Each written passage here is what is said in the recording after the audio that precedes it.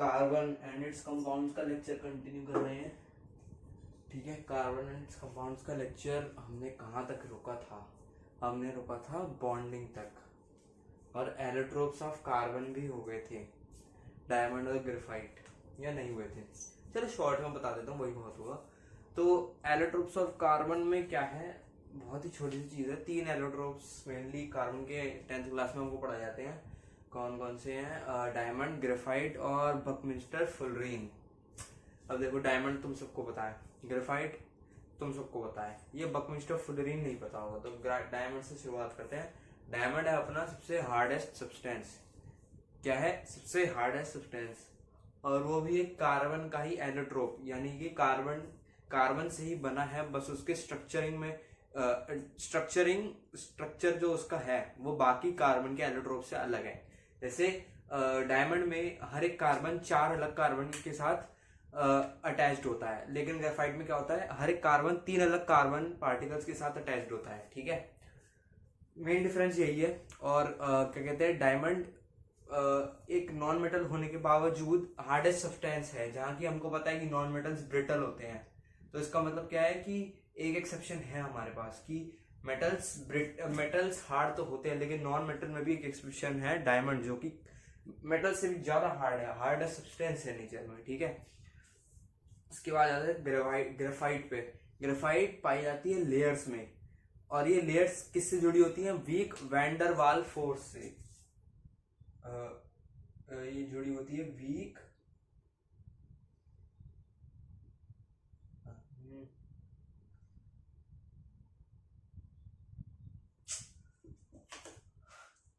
ये जुड़ी होती है weak van der Waals force से। बहुत ही कमजोर वैंडर वाल फोर्स से जुड़ी होती हैं ये ग्रेफाइट की लेयर्स। ठीक है, और जैसे कि मैंने तुमको बताया, इसमें हर एक कार्बन 3 अलग कार्बन पार्टिकल्स के साथ ज्वाइन होता है। ठीक है ना, मतलब कार्बन पार्टिकल के अंदर जो लेड जिसको तुम बोलते हैं वो ग्रेफाइट की होती है। ठीक है, ये लेयर्स में मिलती है। इसका हर एक कार्बन पार्टिकल 3 अलग कार्बन के साथ जुड़ा हुआ होता है। ठीक है, ये कार्बन आया, एक ही कार्बन, एक ही कार्बन, एक ही कार्बन,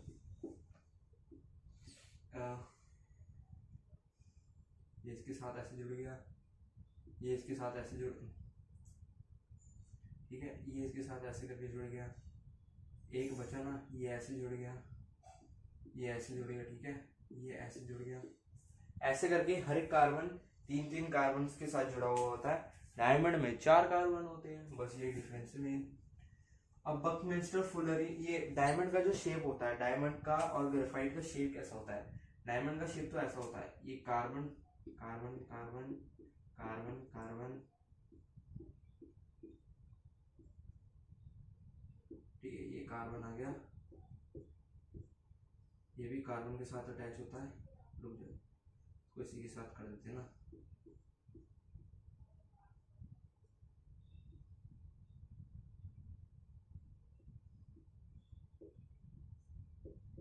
ऐसे करके ये चलता रहता है। ठीक है, कार्बन कार्बन की बॉन्डिंग चलती रहती है। ये होता है डायमंड का, डायमंड इसका होता है डायमंड। ठीक है, अब वहीं पर ये क्या कहते हैं, ग्रेफाइट की लेयर कैसे ज्वाइन होती है?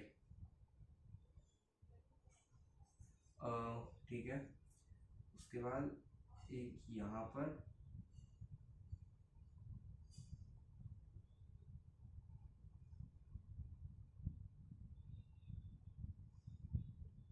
और नीचे भी,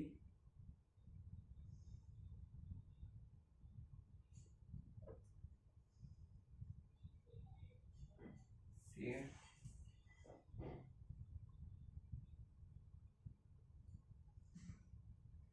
और ये जुड़ी होती है किससे? वीक वैंडर वाल फोर्सेस से। आगे पीछे बन रही, मतलब ऐसे समझ लो कि ऐसे जुड़ी होती हैं। ठीक है, इसका कोना इससे, इसका कोना ऊपर वाली से, ये इससे, ये इससे, ये नीचे वाली से, ऐसे करके जुड़ी होती हैं। तो देखो, तो ये लेयर जैसे दिख रहा है ना, ऐसे ग्रेफाइट की लेयर जुड़ी होती है, ठीक है।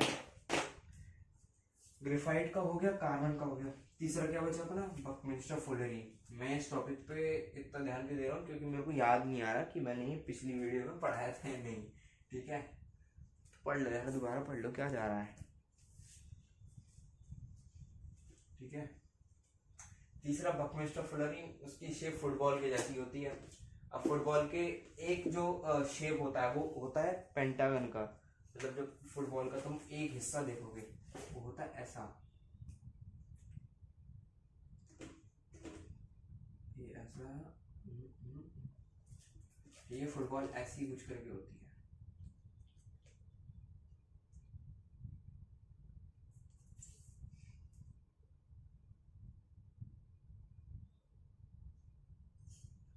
ऐसे करके बनती जाती है।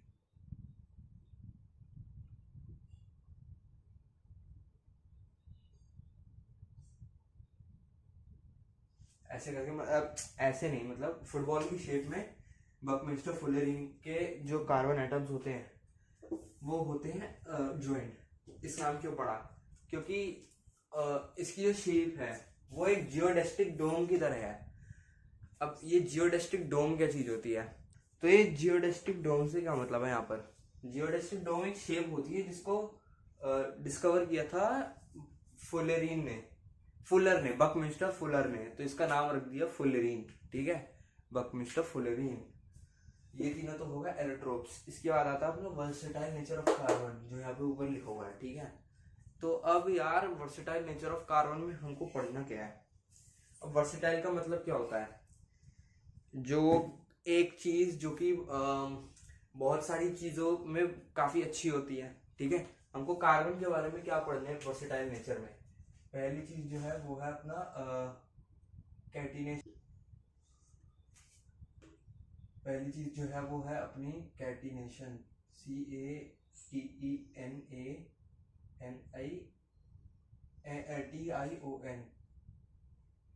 कैटिनेशन, ठीक है। और दूसरी चीज जो है वो है अपनी टेट्रावैलेंसी, टेट्रावैलेंसी। अब यार टेट्रावैलेंसी तो तुमको कुछ हद तक समझ आई होगी, नहीं आई तो मैं फिर भी बता दूंगा किए जा रहा है। ये कैटिनेशन क्या होता है, तो यार एक कैटिनेशन का मतलब है कार्बन कई सारे कंपाउंड के साथ मिलकर लॉन्ग क्या कहते हैं, मतलब ये जो कार्बन है, कार्बन कार्बन के साथ मिलकर ही काफी लॉन्ग चेन्स बना सकता है, ठीक है। इसी हम प्रॉपर्टी को बोलते हैं कैटिनेशन, कि मतलब एक पार्टिकल अपने ही पार्टिकल के साथ, अपने ही सेम आइडेंटिकल पार्टिकल के साथ मिलकर लॉन्ग चेन बनाता जाता है, ठीक है, काफी लंबी चेन, उसको हम कैटिनेशन बोलते हैं। ये सिलिकॉन में भी होता है, लेकिन सिलिकॉन में ये सिर्फ 7 सिलिकॉन या 8 सिलिकॉन तक होता है और वो भी काफी स्टेबल नहीं होता, ठीक है। कार्बन के जो होते हैं कंपाउंड्स वो बहुत ज्यादा स्टेबल होते हैं और ये बहुत लंबे तक चलते हैं। जैसे हमने देखा बकमिंस्टर फुलरिन C60 होता है, मतलब उसमें हमने कम ये तो देख लिया कि 60 कार्बन तो कम से कम होते ही हैं, तो ये सिलिकॉन के 7 और 8 से कंपेयर करें तो कितना बड़ा नंबर है? तो ये हो गया कैटिनेशन, ठीक है। अब ये इंपॉर्टेंट क्यों है, इस कैटिनेशन की वजह से ना कार्बन अपनी वैलेंसी को पूरा करके बाकी जो एटम्स होते हैं नेचर में, एलिमेंट्स, उनके साथ मिलकर बहुत लंबे लंबे कंपाउंड्स बना सकता है। और ये जो लॉन्ग चेन्स होती हैं ये भी 3 टाइप की होती हैं। क्या, लॉन्ग चेन्ड जो नॉर्मल चेन बनती है, स्ट्रेट चेन, ठीक है। दूसरी होती है ब्रांच चेन्ड, ब्रांच में कार्बन ब्रांच में लगे होते हैं। और रिंग शेप्ड हाइड्रोकार्बन, उसमें क्या कहते हैं, कार्बन रिंग शेप में लगे होते हैं। जैसे हमने बेंजीन देखा था, बेंजीन कैसा होता है, ऐसा ऐसा ऐसा ऐसा होता है ना, ठीक है। ये होती है रिंग शेप्ड। और ब्रांच क्या होता है, ये ब्रांच होता है, एक सी से 2 सी, मतलब एक कार्बन के साथ 2 कार्बन और मिल रहे हैं, ठीक है, ये ब्रांच होता है। और लॉन्ग चेन क्या होता है, ये होता है लॉन्ग चेन, ठीक है। ये जो वर्सेटाइल नेचर ऑफ कार्बन है, इसमें दूसरी चीज क्या है अपनी टेट्रा वैलेंसी, ठीक है। अब ये यार ये टेट्रा वैलेंसी का क्या मतलब है? टेट्रा वैलेंसी का यही मतलब है कि 4 वैलेंस इलेक्ट्रॉन्स है कार्बन के पास, जो कि हमने पहले भी देख रखा है। कार्बन के आउटरमोस्ट शेल में 4 इलेक्ट्रॉन होते हैं, क्यों, ठीक है। और 4 इलेक्ट्रॉन होते हैं, वो 4 किसी को दे भी सकता है, ले भी दे सकता है, लेकिन वो ऐसा करता नहीं है। तो उसके पास कितने इलेक्ट्रॉन हो गए बैलेंस? 4। तो यही टेट्रा वैलेंसी, इसको कई सारे एलिमेंट्स जैसे हो गए नाइट्रोजन, ऑक्सीजन, हाइड्रोजन, ठीक है, सल्फर, और भी बहुत सारे कई एलिमेंट्स के साथ कंपाउंड बनाने में हेल्प करता है। तो जरा इनके बारे में कुछ कुछ लिख लेते हैं, ठीक है। Catenation,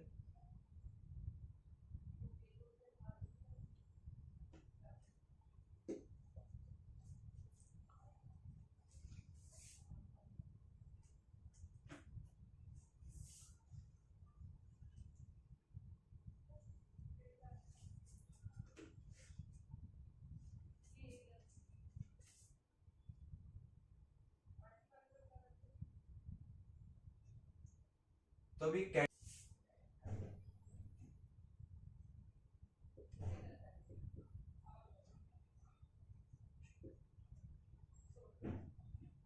the ability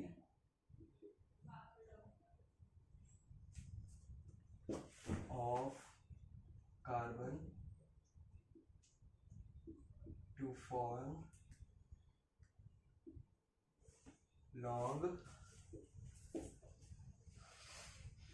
long chains with carbon atoms is catenation।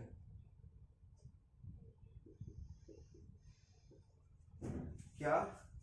Carbon की वो एबिलिटी जो उसको उसी के साथ लॉन्ग चेन बनाने में हेल्प करती, कैटिनेशन। जैसे कि क्या कहते हैं, C6H12O6, ठीक है ना।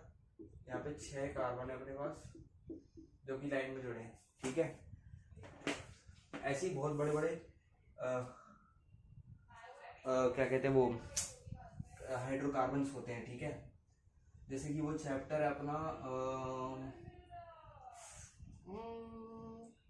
यही वाला चैप्टर है। इस वाले चैप्टर में ना यार एक चीज है लास्ट में, सोप और डिटर्जेंट के बीच का डिफरेंस, ठीक है। जो घर में साबुन और घर में डिटर्जेंट यूज होता है, उसमें ना सोप जिससे बनता है, एक होता है 2 फॉर्मूले होते हैं, C17H35 ऐसी कुछ करके होते हैं, ठीक है। सोडियम एक होता है सोडियम स्टीरेट, और एक का नाम याद नहीं आ रहा, ठीक है। तो ये हो गया कैटिनेशन। इसके बारे में कुछ पॉइंट्स लिख लेते हैं।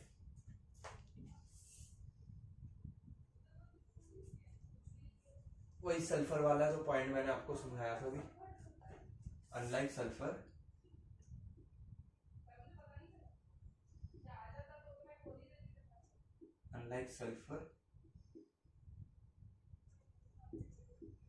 which can only make long chains up to 7 to 8 atoms, which are unstable too, ठीक है। unstable too of carbon can form long chains without losing its stability, ठीक है। सल्फर की तरह ये सल्फर की तरह नहीं है जो कि सिर्फ 7 से 8 एटम से मिलकर ही कंपाउंड बनाता है, और वो भी अनस्टेबल होते हैं, ठीक है। कार्बन लॉन्ग चेन बना सकता है जो कि स्टेबल भी होती हैं और बहुत लंबी होती है, ठीक है। और उसके बाद हमको क्या लिखना है,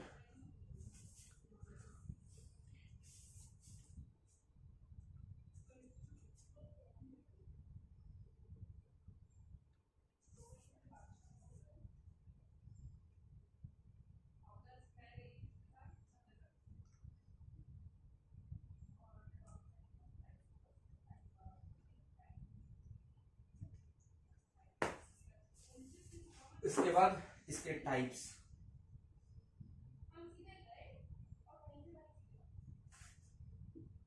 लॉन्ग चेन,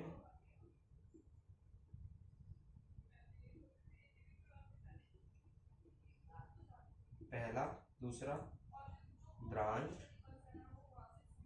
और तीसरा रिंग शेप्ड।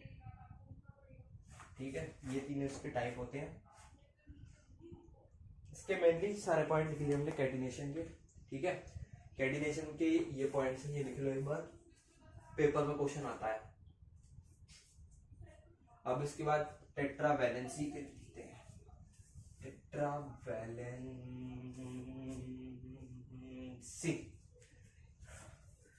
तो टेट्रावैलेंसी के बारे में हमको क्या लिखना है, टेट्रावैलेंसी यहाँ पे नीचे लिख देता हूं, tetravalency carbon has 4 electrons in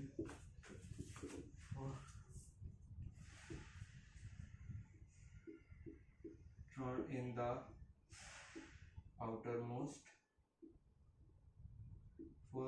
outermost shell.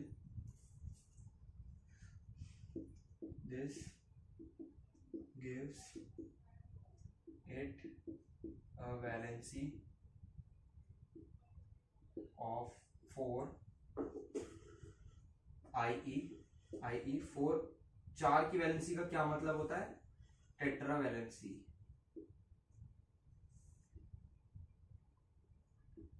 ठीक है, अब इसकी वजह से carbon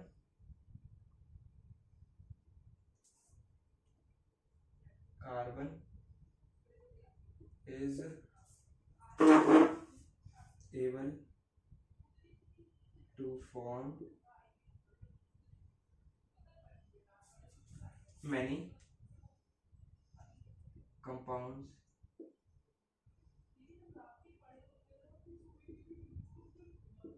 atoms like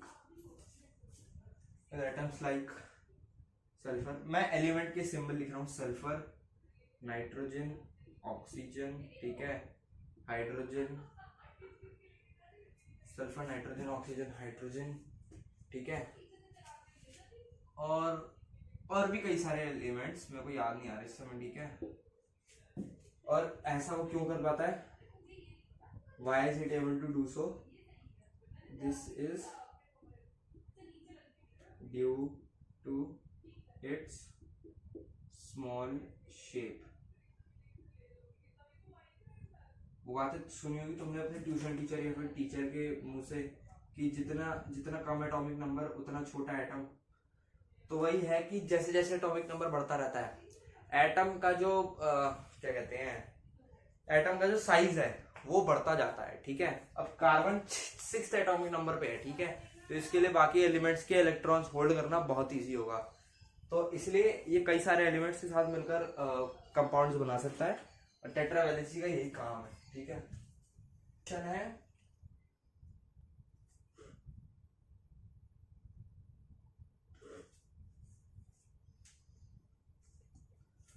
electron dot structure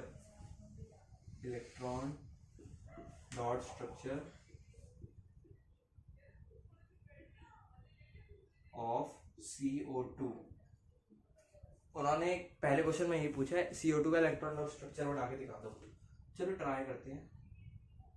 ठीक है, ये अपना कार्बन आ गया। ठीक है, और क्या कहते हैं, कार्बन ऑक्सीजन को 2 इलेक्ट्रॉन चाहिए होते हैं कंप्लीट करने के लिए। ठीक है, तो ये डबल बॉन्ड बनाएगा O के साथ, और एक और O के साथ डबल बॉन्ड बनाएगा। अब देखो ऐसा क्यों हुआ, कार्बन ने डबल बॉन्ड क्यों बनाया। अब जरा तुम देखो, कार्बन की वैलेंसी है 4, ऑक्सीजन की 2, तो मतलब ऑक्सीजन को 2 इलेक्ट्रॉन चाहिए कार्बन से। ठीक है, एक ऑक्सीजन ने 2 इलेक्ट्रॉन ले लिए डबल बॉन्ड बना के कार्बन से। ठीक है, कार्बन के पास कितने बचे, 2, और 2 और इलेक्ट्रॉन और बचे। ठीक है, वो 2 इलेक्ट्रॉन एक और ऑक्सीजन आकर लेगा डबल बॉन्ड बना के, CO का वो बन गया हमारा नॉर्मल। अब तुम इस O को ऐसे दिखाना चाहो या ऐसे दिखाना चाहो तुम्हारी श्रद्धा है, ठीक है।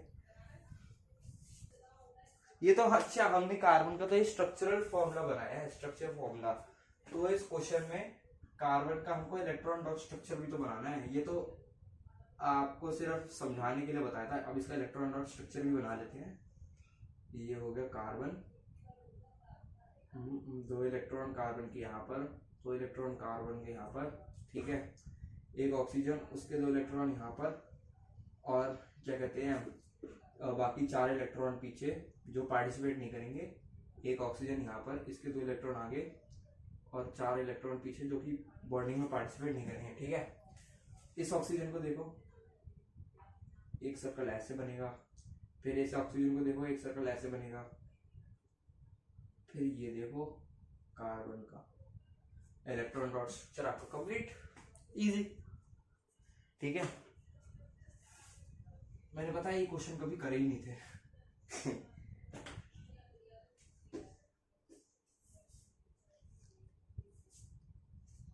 अब अगले क्वेश्चन में बोला है electron dot structure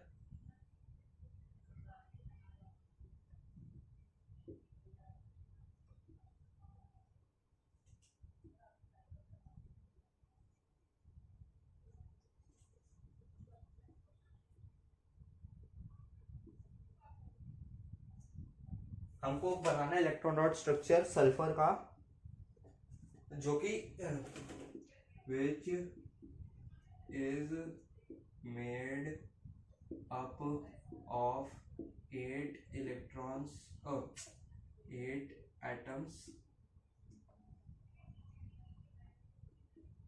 atoms of sulphur. हमको एक सल्फर का क्या कहते हैं इलेक्ट्रॉन, सल्फर के एक कंपाउंड का इलेक्ट्रॉन डॉट स्ट्रक्चर बनाना है जिसमें 8 इलेक्ट्रॉन होंगे सल्फर के। तो जरा हम वो याद करें एटॉमिक नंबर सल्फर का।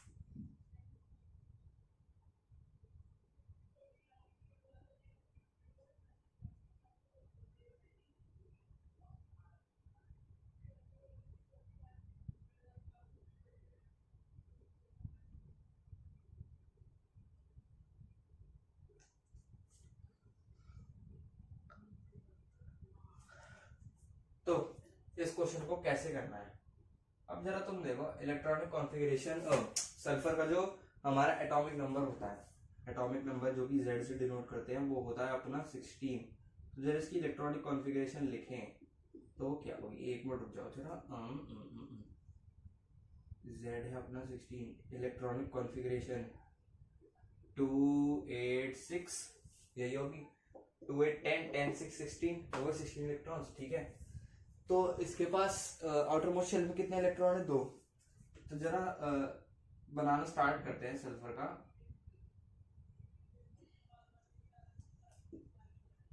तो ये हो गया sulphur sulphur sulphur sulphur sulphur sulphur sulphur और सल्फर हो गए 4, 3 3 6 7 8, ठीक है। अब 2 इलेक्ट्रॉन होते हैं इसके आउटर मोस्ट शेल में, ठीक है। तो एक इसने इसको दिया, ठीक है, और एक इसने इसको दिया, इसकी वैलेंसी पूरी हो गई, ठीक है। इसकी वैलेंसी पूरी हो गई इस वाले की। इनको एक एक इलेक्ट्रॉन अभी भी देना है, एक इसने इसको दिया, एक इसको इसने दिया, ठीक है। इसने इसको दिया, इसने इसको दिया, फिर एक इसने इसको दिया, इसने इसको दिया। अब जरा देखो सबकी हो गई नहीं होगी वैलेंसी पूरी, इलेक्ट्रॉन डॉट स्ट्रक्चर बना के देख लेते हैं। इलेक्ट्रॉन डॉट स्ट्रक्चर, ये सल्फर हो गया, इसके आउटर मोस्ट शेल में अपने कितने इलेक्ट्रॉन है, 6, 1 2 3 4। तो डॉट से बना देते हैं यार, डॉट से ना इजी रहता है, इतने बड़े बड़े क्रॉसेस बना के फायदा नहीं है। 1 2 3 4 1 2, ठीक है। फिर एक सल्फर यहाँ पर है, 1 2 1 2 3 4, ठीक है। एक यहाँ पर है क्या कहते हैं, रुक जाओ, 1 2 1 2 3 4 सेम ही तो बनेगा सबका। एक ऐसे 1 2 1 2 3 4, फिर एक सल्फर यहाँ पर 1 2 1 2 3 4, एक सल्फर यहाँ पर, कम बन गए, कम बन गए। एक सल्फर यहाँ पर 1 2 1 2 3 4 सल्फर,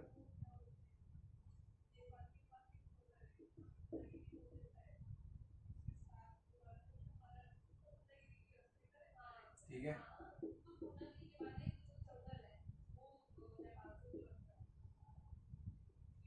ठीक है, ये इलेक्ट्रॉन्स बना दिए हमने सल्फर के। तो देखो इसने एक इलेक्ट्रॉन इसके साथ शेयर करा, ठीक है।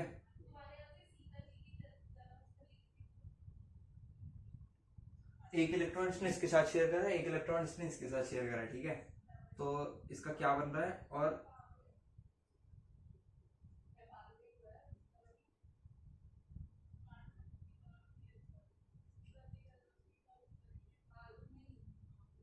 ये मैं इलेक्ट्रॉन्स को थोड़ा सा मॉडिफाई कर रहा हूँ ताकि ऊपर और नीचे ढंग से वो बन जाए।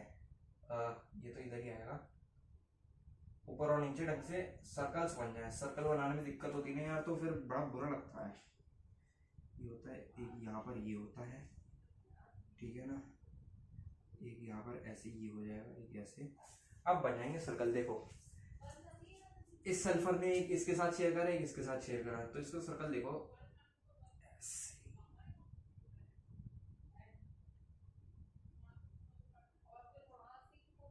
जरा इलेक्ट्रॉन गिनो, 4 2 6 2 8 हो गए पूरे।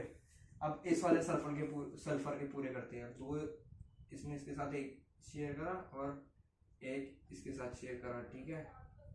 ये वाला सर्कल देखो, 4 2 6 2 8 हो गए पूरे इसके भी। इस वाले के देखो, इसने एक इसके साथ शेयर करा, एक इसके साथ शेयर करा, ठीक है। इस वाले को देखो, इसने एक इसके साथ शेयर करा और एक इसके साथ शेयर करा, ठीक है। फिर इस वाले को देखो, इसने एक इसके साथ शेयर करा, एक इसके साथ। ऐसे ही तुम बनाते जाओगे ना इनका, तो तुमको बहुत इजी लगने लगेगा। सही बता रहा हूँ, इलेक्ट्रॉन और स्ट्रक्चर बनाना और स्ट्रक्चर फॉर्मूला बनाना कोई डिफिकल्ट है नहीं। वैसे मेरे को तो बहुत पसंद था भाई, बहुत इजी था,